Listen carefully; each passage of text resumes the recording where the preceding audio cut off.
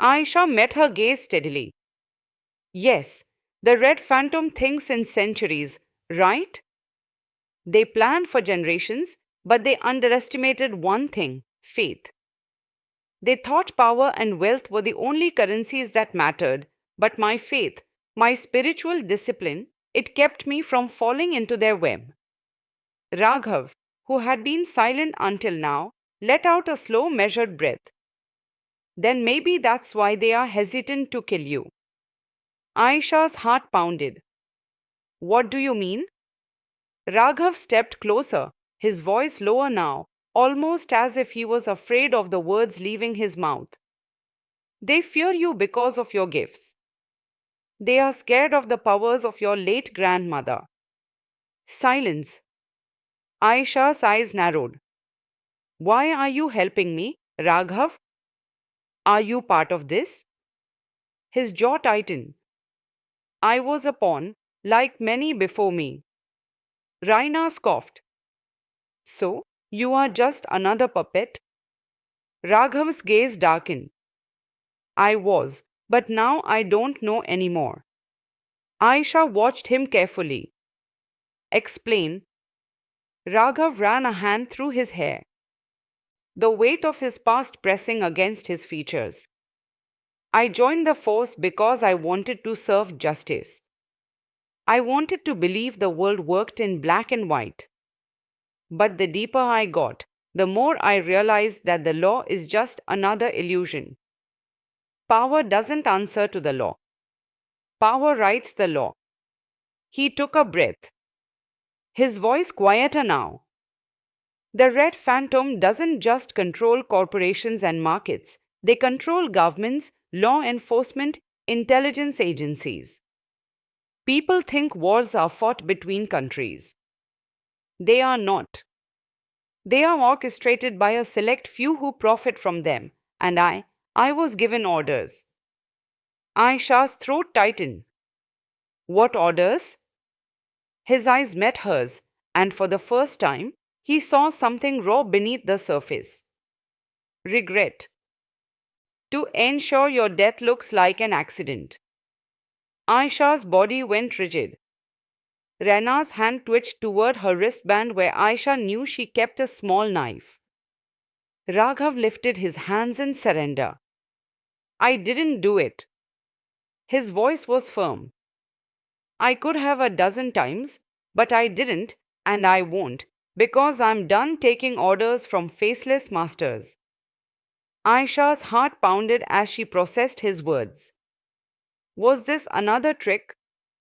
Another calculated move by the cult to earn her trust before delivering the final blow? Or was Raghav like her, just another person who had unknowingly been ensnared in the phantom's web, another pawn trying to break free? We don't have much time, Raghav said, stepping closer. They already know you are slipping out of their grasp. That's why they have been stalling, why they haven't made their final move. They are trying to figure out what to do with you if you are too dangerous to let live. Aisha's breath was shaky, but her voice was steady. And what do you think, Raghav? Am I? Something flickered in his eyes. I think you are the first real threat they have had in a long time. A slow, airy smile crept onto Rena's lips. Then maybe it's time we stop running and start fighting. The weight of her past, her bloodline, and the phantom pressed down like a storm. But buried deep inside was something new: resolve. Sitting in her dim apartment, her mind a tangled maze of thoughts, she saw the puzzle of Red Phantom, Neil, Ravi, Raina, Raghav, all orbiting this dark force. Now she was at the center. Silence tightened around her like a noose. She tried to meditate, to find clarity, but frustration burned within, feeling too small to challenge a cult so rooted in power. Exhausted, she decided to soak in a warm bath, hoping to ease her mind. As she sunk into the water, a ripple disturbed the surface, and the flickering candlelight cast dancing shadows.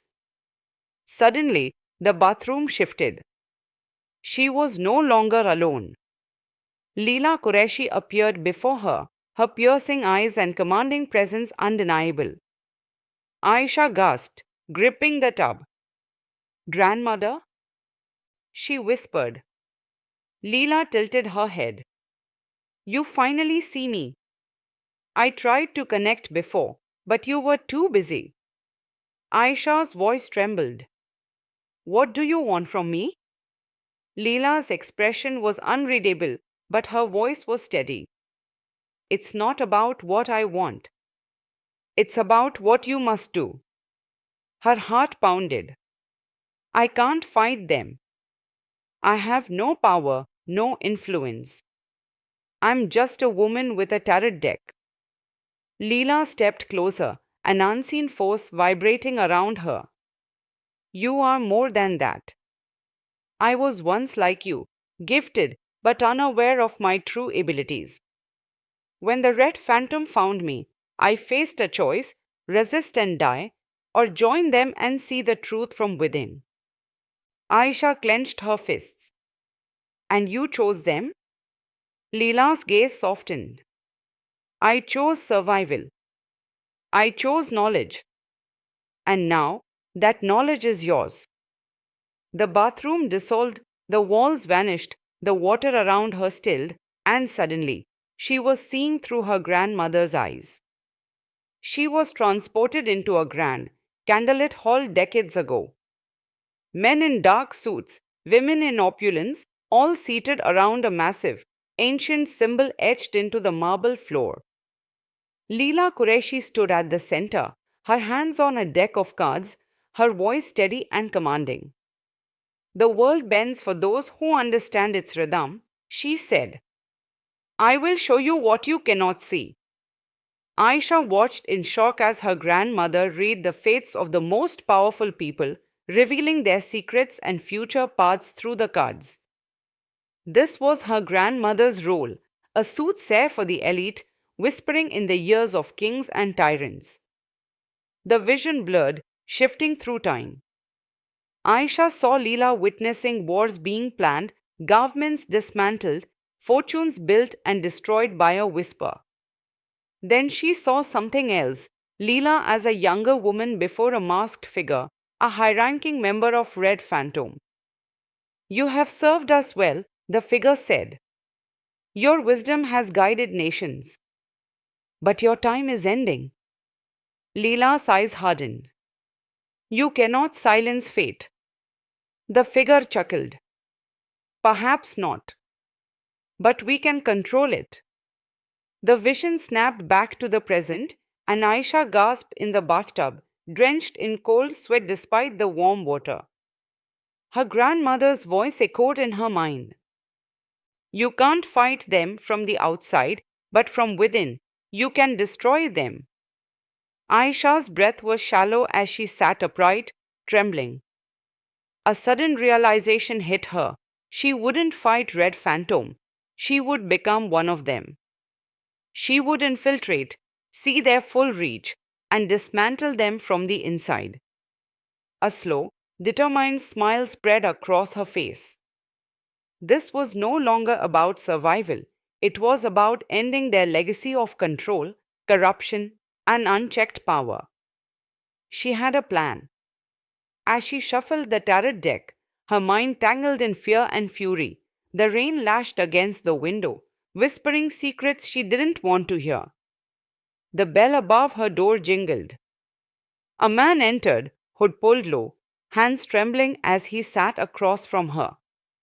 Reading? She asked, voice steady. He nodded, but something was off. His eyes darted, hands drummed 3 slow taps, then 2 quick ones. A code. She didn't recognize it, but it meant danger. She drew 3 cards: the Tower, the Hanged Man, the Moon, symbols of destruction, sacrifice, deception. Her chest tightened. The man exhaled shakily. The Hanged Man, a forced surrender, he whispered, looking at her meaningfully. Raghav. Raina. Her blood ran cold. His next words were hollow. They were taken care of. She stayed silent, but inside a storm raged. Taken care of, words that meant far worse than death. Nails dug into her palms beneath the table. By whom? She demanded. He hesitated, then bowed his head in submission, a warning. Without another word, he left into the rain. For 3 days, she barely slept. Red Phantom had silenced Raghav and Raina. She was next. Then, a plain white envelope appeared under her door. Inside, a note, "Your place is waiting." Midnight. The gateway. No threats, no names, just an order. She had no choice. She couldn't run or fight yet. She had to get inside. At midnight, she arrived at an abandoned building on the city's outskirts. But inside, it was far from empty.